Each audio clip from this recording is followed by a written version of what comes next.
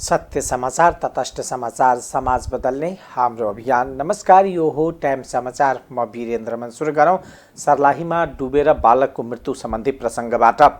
सर्लाहीमा नहरमा डुबेर एक बालकको मृत्यु भएको छ। जिल्लाको बागमती नगरपालिका 8 सोल्टीमा नहर बगाएर एक बालकको मृत्यु भएको हो। बागमती 10 नयाँ बस्ती घर भई सोल्टी बजारमा डेरा गरेर पसल सञ्चालन गर्दै आएका अनिल विकका 4 वर्षीय छोरा दीक्षान्तको नहरले बगाएर मृत्यु भएको हो। सोमबार दिउँसो पख पसलदेखि झन्डै 200 मिटर पूर्वतर्फ खेल्ने क्रममा 81 बागमती सिँचाइ आयोजनाको नहरमा खसेर बेपत्ता भएका बालकलाई केही बेरपछि स्थानीय र प्रहरी भएर उद्धार गरेका थिए। उनको भेनस अस्पताल बरहतवामा सामान्य उपचार गरी थप उपचारका लागि सरस्वती अस्पताल हरिवन ल्याउँदा चिकित्सकले मृत घोषणा गरेको इलाका प्रहरी कार्यालय बरहतवाले जनाएको छ।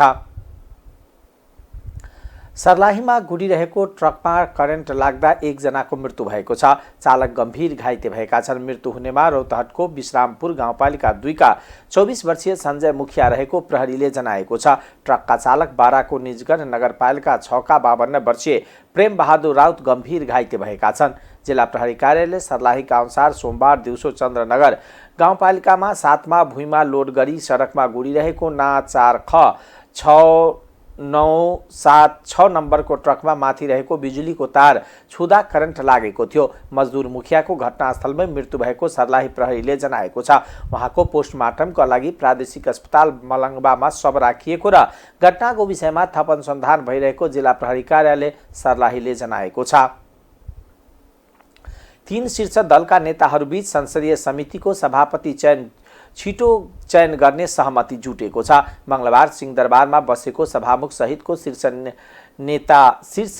राजनीतिक दलका नेताहरूबीच छलफलमा संसदीय समितिको नेतृत्व छिटोभन्दा छिटो चयन गर्ने सहमति भएको सभामुख देवराज घिमिरेले बताउनु भएको हो। उहाँले छलफलमा संसदीय समितिका सभापति छिटो टुङ्ग्याउने सहमतिका साथै संसदीय गतिविधिलाई प्रभावकारी, गतिशील, स्तरीय बनाउने बारेमा पनि छलफल भएको बताउनुभयो। उहाँले संसदीय समितिका सभापति चयन गर्ने कुरामा पनि 3 दलका नेताहरू गम्भीर भएको बताउनुभयो।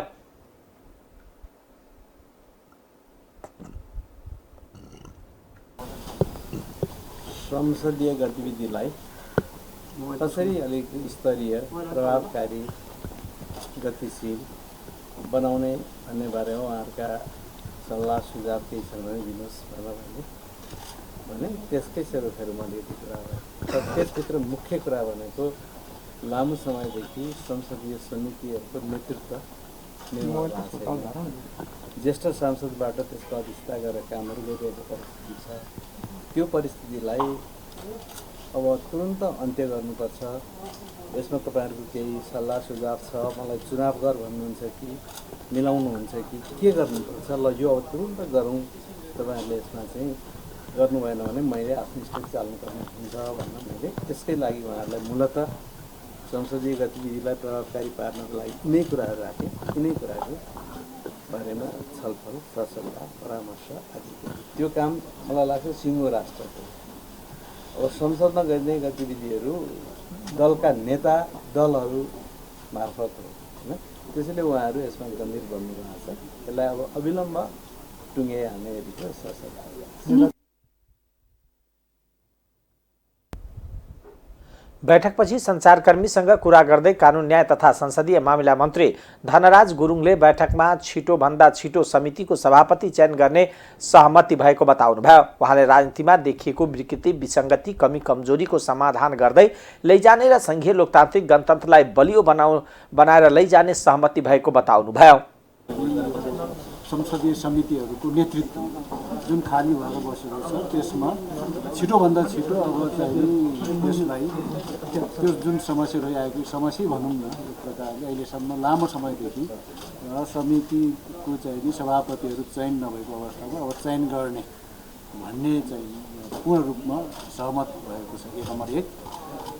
अर्को विषय चाहिँ यो जुन राजनीतिक रूपमा पनि अलिकता विकृति, विसङ्गतिहरू देखिएका छन्, त्यसलाई पनि समाधान गर्दै लैजाने र मेन स्ट्रिममा जुन सङ्घीय लोकतान्त्रिक गणतन्त्र नेपालको मेन स्ट्रिमलाई बलियो बनाएर लिएर जाने कुरामा 3जना नेता शीर्ष नेताहरूको बिचमा सभामुखज्यूको समुपस्थिति मेरो पनि उपस्थिति भएर चाहिँ यो मन्त्री गुरुङले बैठकमा कोशी प्रदेश नेतृत्वको बारेमा पनि छलफल भएको बताउनुभयो।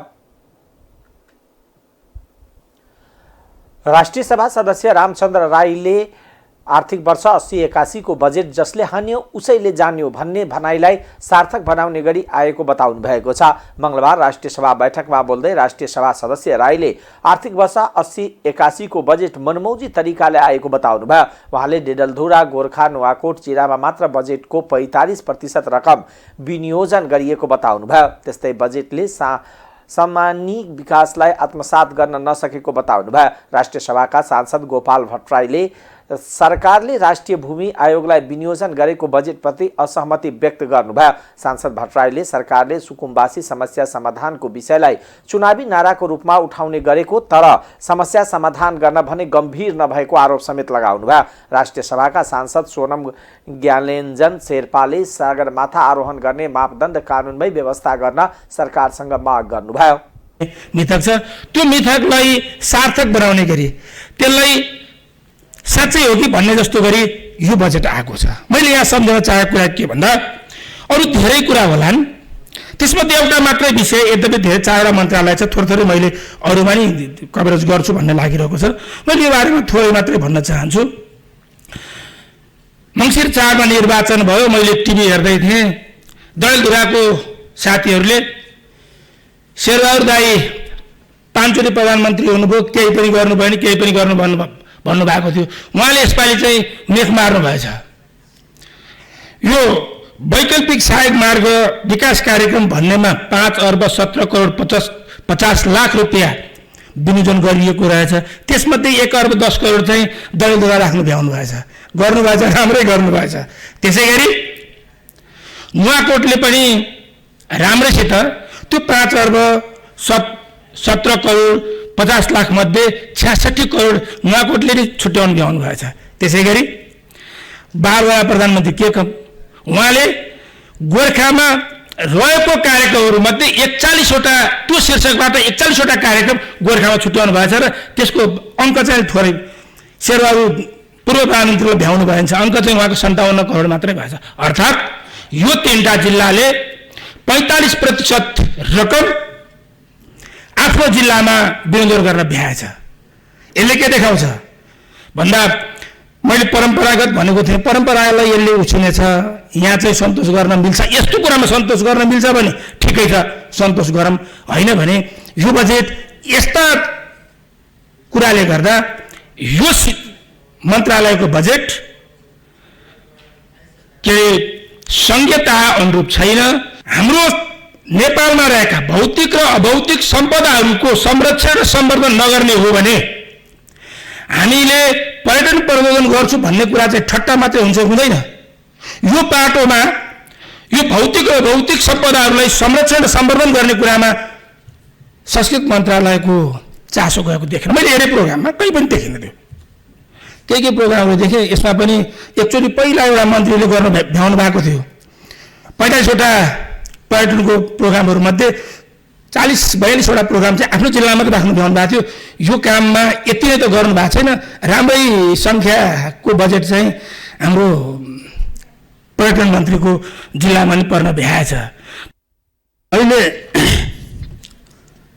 खास गरेर यो अन्तिम नापी भनेर नापीको निम्ति यो गोसरा नापी भन्छ के अरे, त्यसले नापी सुरु गर्यो। त्यो पनि बजेट अभावको कारणले एउटा वार्डमा सुरु गर्छ, जति बजेट छ त्यति काम गर्छ। म बस्ने पालिकाको 14 नम्बर वार्डमा नापी सुरु भएको 3 वर्ष भइसक्यो, अहिलेसम्म त्यो वार्ड सकिया छैन। भनेपछि यो नाराको निम्ति मात्रै किन गर्ने, कि यो काम गर्दै नगरौँ। पालिकालाई जिम्मा दिउँ, पालिकाले गर्छ। पैसा त्यहाँ हालिदियो भयो नि, सबै आफ्नो नियन्त्रणमा राख्न खोज्ने तर काम चाहिँ नगर्ने। यसो गरी हामीले बनाएका योजनाहरू हामीले लिएको उद्देश्य प्राप्ति हुन सक्दैन भन्ने मलाई लाग्छ। त्यसो भएको हुनाले यो हामीले यो खर्च कटौती अगाडि बढाउन जरुरी छ। तर विगतमा हाम्रो टुरिज्म कस्तो भएको रहेछ भने कुनै पनि म्यानेजमेन्ट प्लान नबनाइकन टुरिस्ट आयो, विदेशबाट टुरिस्ट आयो, ल्यायो, हामीले सबै कुरा गऱ्यौँ, अतिथि सत्कार गऱ्यौँ, अतिथि देवो भव भन्यौँ, घरमा बसेर खाना दियौँ, त्यसैबाट सुरुवात भएको टुरिज्म रहेछ। तर अहिले यसलाई प्रोफेसनल टुरिज्म, व्यावसायिक टुरिज्मको रूपमा विकास हुँदै गइरहेको छ। पर्यटन मन्त्रीज्यू यहाँ हुनुहुन्छ, मैले त उहाँलाई के रिक्वेस्ट गरेँ भने अब हामीले टुरिज्म विकास गर्दाखेरि हामीले म्यानेजमेन्ट प्लानलाई अगाडि बढाएर टुरिज्म विकास गर्न जरुरी छ। टुरिस्ट आउँछ जान्छ, जसरी भए पनि अगाडि बढाउने भन्नेतर्फ हामी जानु हुँदैन। नयाँ नयाँ गन्तव्यहरूलाई हामीले पहिचान गरेर त्यहाँ म्यानेजमेन्ट प्लान बनाएर त्यसलाई नै हामीले गोल बनाएर अगाडि बढाउन जरुरी छ। हामीले सगरमाथामा टुरिज्म विकास गऱ्यौँ, सगरमाथा क्षेत्रमा, हिमाली क्षेत्रमा टुरिज्महरू विकास गऱ्यौँ। त्यहाँ पनि एउटा दुईवटा टुरिस्ट आउने, खाने, बस्ने, त्यसै गरी टुरिज्म भएर चिया पसलमा खाने, कहिलेकाहीँ त फ्रीमा पनि दिने, त्यस्तो खालको विकास भएछ। तर बिस्तारै बिस्तारै सगरमाथा आहरण गरेर सगरमाथामा मानव पाइला टेकेको 70 वर्षपछि अहिले भर्खर एउटा व्यावसायिक टुरिज्मको रूपमा सगरमाथा क्षेत्रमा विकास भइरहेको छ। त्यसकारण मेरो भनाइ के हो भने उहाँले पर्यटकहरूकै कारण हिमाली क्षेत्रको वातावरण प्रदूषित हुन पुगेको उल्लेख गर्दै त्यस्तो हुन नदिन पनि सरकारले विशेष ध्यान दिनुपर्ने आवश्यकता औल्याउनुभयो।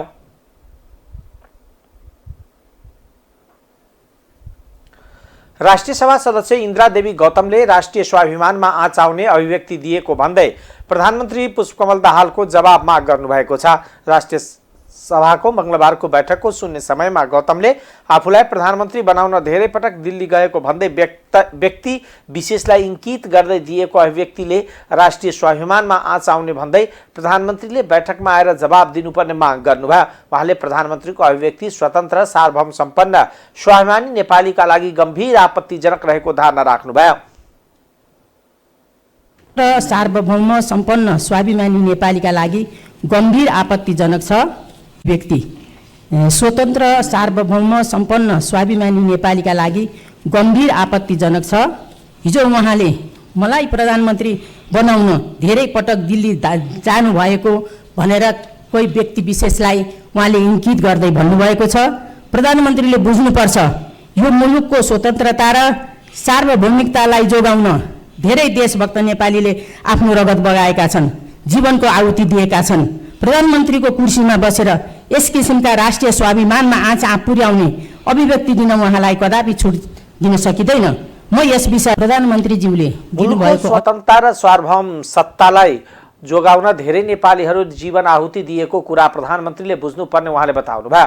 उहाँले प्रधानमन्त्री सदन मार्फत आफ्ना भनाइ फिर्ता लिनुपर्ने उल्लेख गर्नुभयो।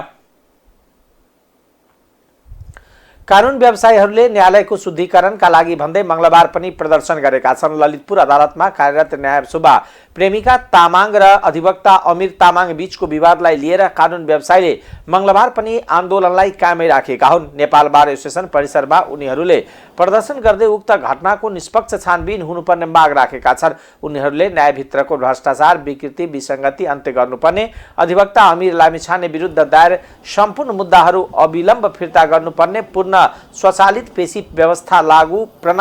व्यवस्थापन प्रणाली लागू गर्नुपर्ने लगायतका माग राखेका छन्। ललितपुर बारले घटनाको सत्य तथ्य छानबिन गरी दोषीलाई कारबाहीको माग गरे पनि अदालत प्रशासनले सीसीटीभी फुटेज निकाल्न नमान्दा विवाद उत्कर्षमा पुगेको हो। नासु तामाङ विरुद्ध प्रमाण रहेको भन्दै अदालत प्रशासनले फुटेज निकाल्न नमानेको कानुन व्यवसायीहरूको आरोप छ। यता ललितपुर अदालतका न्यायाधीश र कर्मचारीहरू भने सुरक्षाको माग राख्दै मंगलबार सर्वोच्च अदालतमा का छन्।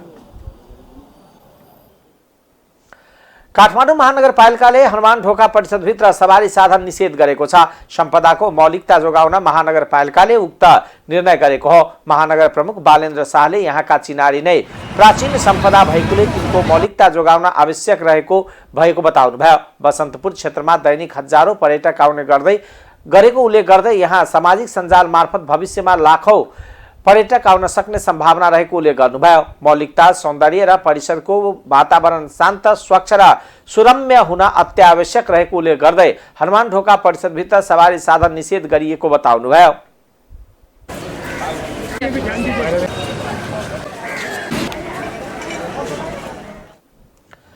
आगामी आर्थिक वर्ष 80-81 का लागि सरकारले ल्याएको वित्त नीतिसँग समन्वय हुने गरी मौद्रिक नीति ल्याउन नेपाल राष्ट्र बैंकलाई विज्ञहरूले सुझाव दिनुभएको छ।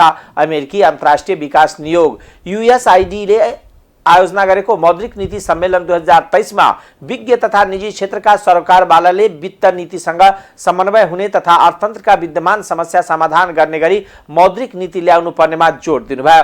ब्याज दर घटाएर लगानी मैत्री वातावरण बनाउन, प्राथमिकता प्राप्त क्षेत्र र साना तथा मझौला उद्यमलाई सहज कर्जा प्रवाह गर्न, पुनर्कर्जा र कर्जाको पुनर्तालिकाकरणको व्यवस्था गर्नुपर्ने उहाँको भनाइ छ। पूर्व अर्थमन्त्री डाक्टर युवराज खतिवडाले अहिलेका समयमा मध्यम मार्गी मौद्रिक नीति आवश्यक रहेको धारणा राख्नुभयो। रेभेन्यूबाट जुन अहिले मैले भनेको 9.5 खर्ब उठ्यो भने पनि 14.5 खर्ब राजस्व उठाउनुपर्छ अर्को सरकारले अर्को वर्षको खर्च धान्नलाई, जुन भनेको अहिलेको राजस्वको बेसबाट 50% माथि हुन्छ।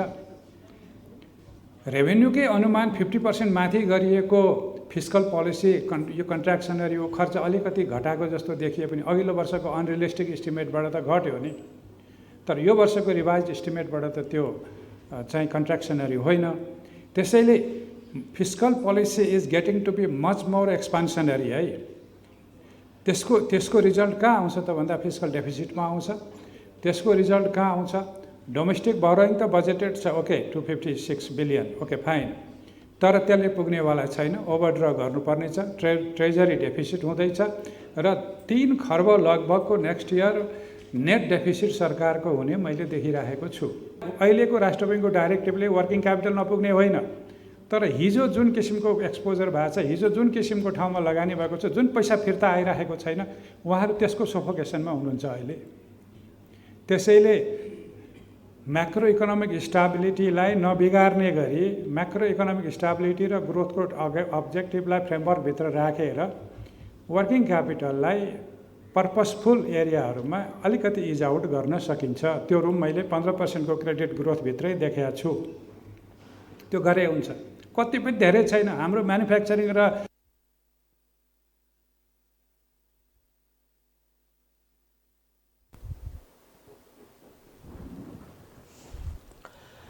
नेपालले लिएको उच्च राजस्व सहितको वित्त नीति आफैमा विस्तारित एक्सप्लानेटरी रहेकोले त्यसलाई सन्तुलित बनाउन मध्यममार्गी मौद्रिक नीति आवश्यक रहेको डाक्टर खतिवडाको बुझाइ छ। नेपाल राष्ट्र बैंकले कर्जाको आकार बढाउने भन्दा पनि गुणस्तरीय बढाउने खालको मौद्रिक नीति ल्याउनु पर्नेमा उहाँले जोड दिनुभयो। उपप्रधान एवं गृहमन्त्री नारायण काजी श्रेष्ठले सरसफाई सबैका लागि आवश्यक विषय भएको भन्दै सरसफाई गर्ने व्यक्ति कहिल्यै सानो नहुने बताउनु भएको छ। गृह मन्त्रालयले आयोजना गरेको आधारभूत सरसफाई तथा स्वच्छता सम्बन्धी 10 दिने तालिमको समापन कार्यक्रमलाई सम्बोधन गर्दै उहाँले सरसफाई मानवीय जीवनको महत्त्वपूर्ण कार्य भएकोले सबैले यो काम सिक्नुपर्ने बताउनुभयो। नेपाली समाजमा सरसफाई कर्मीलाई हेर्ने दृष्टिकोण गलत रहेको र यसलाई परिवर्तन गर्नुपर्ने उहाँको भनाइ थियो। मन्त्री श्रेष्ठले सरसफाईको काम सबैले सिक्नुपर्ने भन्दै मन्त्रालयमा आयोजित सरसफाई सम्बन्धी उक्त तालिममा आफू पनि सहभागी हुने इच्छा रहेको भए पनि कार्यव्यस्तताका कारण सहभागी हुन नसकेको जानकारी दिनुभयो। उपप्रधानमन्त्री श्रेष्ठले हरेक व्यक्तिले धेरै थोरै जति भए पनि शारीरिक श्रम गर्नुपर्ने सुझाव दिनुभयो। सबै मन्त्रीदेखि सचिवदेखि सबैको साथीहरू नै हो। हाम्रा जिम्मेवार मन्त्रीको एउटा होला, सचिवको एउटा होला, होइन, सहसचिवज्यूहरूको एउटा होला, महानिरीक्षकज्यूहरूको अर्को होला। त्यसै तपाईँहरूको पनि जिम्मेवारी छ। जिम्मेवारी ठुलो वा सानो हुँदैन। यद्यपि जिम्मेवारी कार्य सम्पादनको सन्दर्भमा केही हायरार्की हुन्छ, त्यसलाई त हामीले पालना गर्नुपर्ने हुन्छ। तर कुनै पनि जिम्मेवारी सानो हुँदैन, कुनै पनि काम सानो हुँदैन। हरेक कामको आफ्नै महत्त्व छ र यो काम चाहिँ हामीले सामूहिक रूपमा गर्नुपर्ने हुन्छ। त्यसैले तपाईँहरूले हिंसाग्रन्थी मैले सानो काम गरिराखेको छु भनेर आफ्नो शिर झुकाउनु पर्ने आवश्यकता छैन। पहिले ज्ञान हासिल गर्नुभएको छ, सिप हासिल गर्नुभएको छ, उहाँहरूको चाहिँ क्यारियर वृद्धि गर्ने वा उहाँहरूलाई मनोबल उठाउने कामदेखि लिएर अब अरू विषयहरूमा पनि हाम्रो ध्यान जाने नै छ। तपाईहरु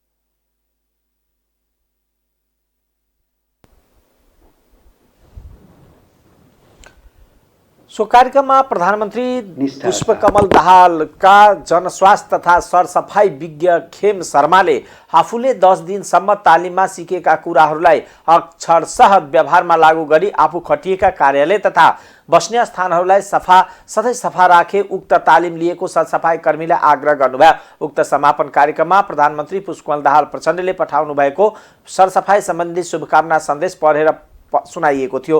गृह मन्त्रालयद्वारा सञ्चालित यस तालिममा यस मन्त्रालयमा 56 जना सरसफाई कर्मी मन्त्रालयका 56 जना सरसफाई कर्मीको सहभागिता थियो।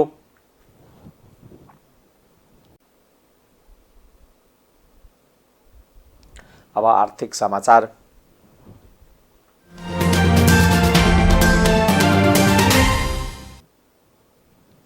अर्थमन्त्री डाक्टर प्रकाश शरण महतले आगामी आर्थिक वर्षको प्रारम्भसँगै मुलुकको अर्थतन्त्र चलयमान हुने संकेत देखिएको बताउनु भएको छ।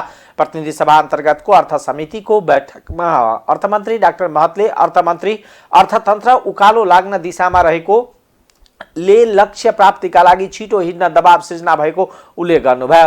राजस्व र पुँजीगत खर्च बढाउने तथा साधारण खर्च घटाउने विषयमा सरकार गम्भीर रहेको बताउँदै उहाँले अहिले अर्थतन्त्रमा समग्र अवस्था सकारात्मक बाटोमा उन्मुख रहेको दावी गर्नुभयो। देश आर्थिक हिसाबले समस्या मुक्त नभएको भन्दै उहाँले कुनै पनि देशको अर्थतन्त्र समस्या मुक्त नहुने जिकिर गर्नुभयो। उहाँले आवश्यकताको तुलनामा सम्बोधन गर्न सकिने विषय अत्यन्त कम रहेको उल्लेख गर्नुभयो। त्यो आवश्यकता अनुसार हाम्रो आवश्यकतालाई परिभाषा गरेर के चाहिँ हामीले लिन जरुरी छ, के चाहिँ लिन जरुरी छैन भन्ने बारेमा बरु हाम्रो चाहिँ थप गृह कार्य आवश्यकता भएको मैले महसुस गरेँ कि विदेशी दाताहरूसँग हामी प्रस्तुत हुँदा हामी सुस्पष्ट ढङ्गबाट प्रस्तुत हुनु पर्यो।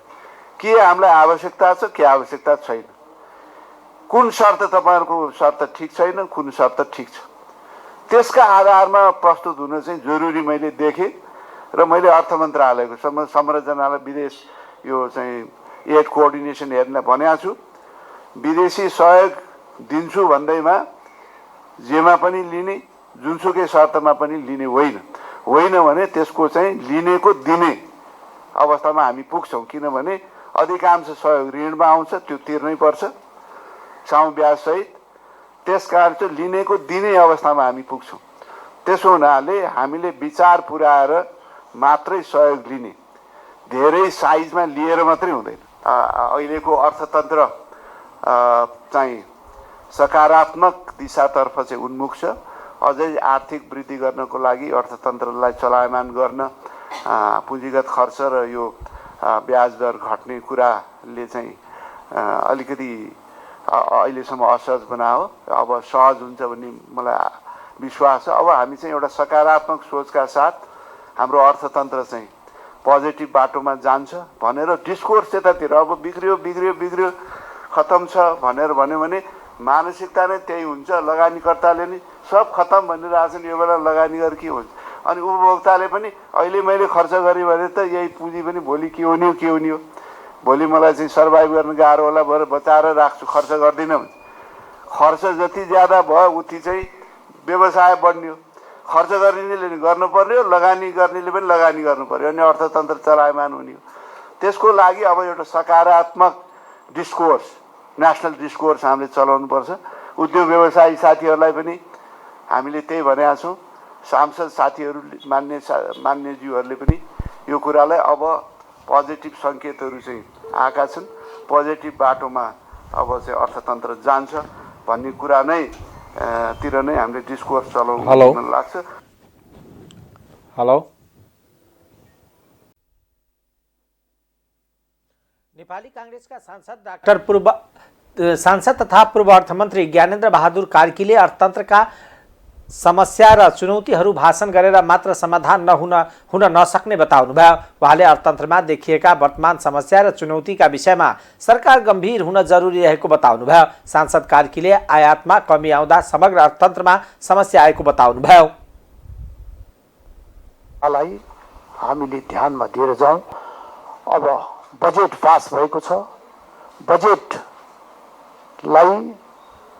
कार्यान्वयन गर्ने दिशामा अर्थ मन्त्रालयले हिजोको भन्दा बढी जागरुकताका साथ बजेट कार्यान्वयनमा ध्यान दियोस् र हाम्रा जति बजेटहरू हाम्रो जति सीमितता छ, जति बजेटहरू छुट्याइएको छ, ती परियोजनाहरू समयमै सम्पन्न हुन सकुन्, त्यस दिशामा हाम्रो ध्यान केन्द्रित होस्।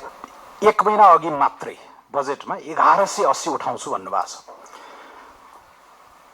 अब 12 दिन बाँकी छ आर्थिक वर्ष सकिनलाई।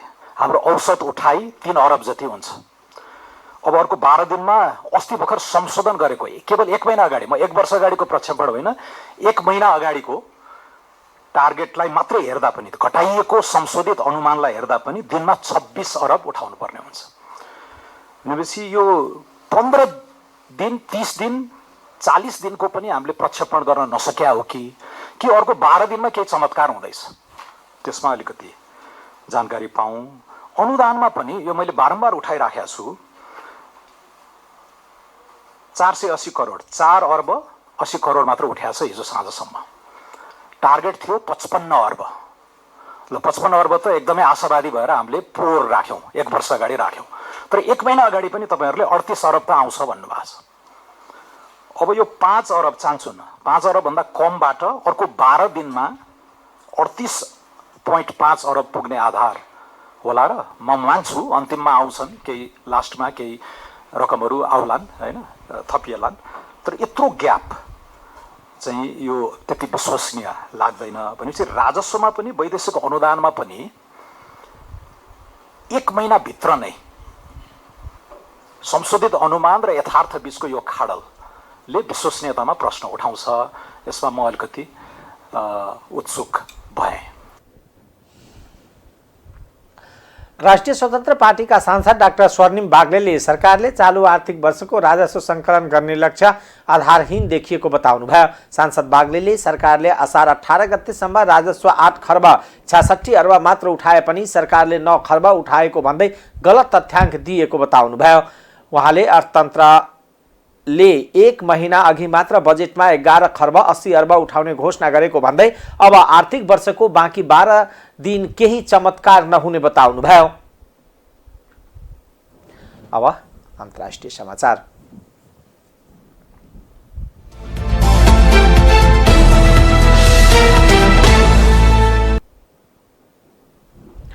भारतको महाराष्ट्रमा एउटा ट्रकले अरू गाडीलाई ठक्कर दिएर पसलमा गएर बज्रिँदा 9 जनाको ज्यान गएको छ।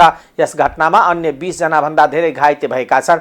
मध्य प्रदेशबाट धुलेतर्फ गइरहेको ट्रक मुम्बई आगरा राजमार्ग अन्तर्गत धुले जिल्लाको पलास गाउँमा ब्रेक फेल भएपछि अनियन्त्रित भएर पल्टिएको थियो। ट्रक 2वटा मोटरसाइकल, एउटा कार र अर्को ट्रकलाई पछाडिबाट ठक्कर दिएर पसलमा बज्रिएको थियो। घाइते मध्ये केहीको अवस्था गम्भीर रहेको छ। घाइतेहरूलाई अस्पताल भर्ना गरिएको र प्रहरीले दुर्घटनाको जाँच सुरु गरेको भारतीय सञ्चार माध्यमले जनाएका छन्। इजरायलको वेस्ट ब्याङ्क क्षेत्रमा गरेको आक्रमणमा कम्तीमा 9 प्यालेस्टाइनीको मृत्यु भएको छ। वेस्ट ब्याङ्कको जेनिनमा रहेको शरणार्थी शिविरलाई लक्षित गर्दै इजरायली सेनाले हवाई तथा स्थल कारवाही जारी राखेको छ। आक्रमणमा 100 भन्दा बढी घाइते भएको र संयुको अवस्था गम्भीर रहेको बीबीसीले जनाएको छ। झन्डै 14,000 प्यालेस्टाइनी सर्वसाधारणले आश्रय लिइरहेको जेनिन शिविरमा आतंकवादीहरू बसेको भन्दै इजरायली निर्णायक कारवाही थालेको हो। इजरायली सेनाको आक्रमणपछि दिनभर र रातभर जसो जेनिन क्षेत्रभर गोली हानाहानका घटना भएका छन्। शिविरमा हवाई आक्रमण भएपछि 3,000 भन्दा बढी प्यालेस्टाइनी शिविर छाडेर भागेका छन्। शिविर छाडेर जाने सबैजसो सर्वसाधारण रहेको समाचार संस्था अल जजिराले उल्लेख गरेको छ। यसले इजरायली सेनाले शिविरमा हत्याकाण्ड चलाएको दाबी गरेको छ। अब खेलकुद समाचार।